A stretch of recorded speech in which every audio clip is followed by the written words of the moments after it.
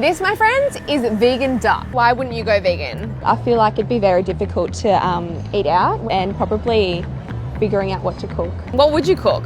Salads?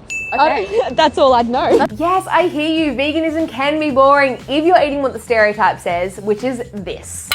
Kale. But here's what we're actually eating.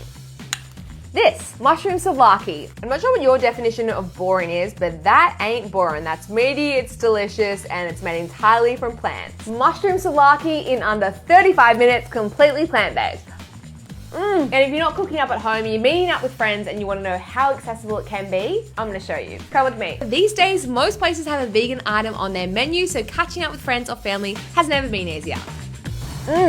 Vegan chicken. Cheers to good vegan options in 2024, am I right? One thing I will tell you, always save room for vegan gelato. Yum.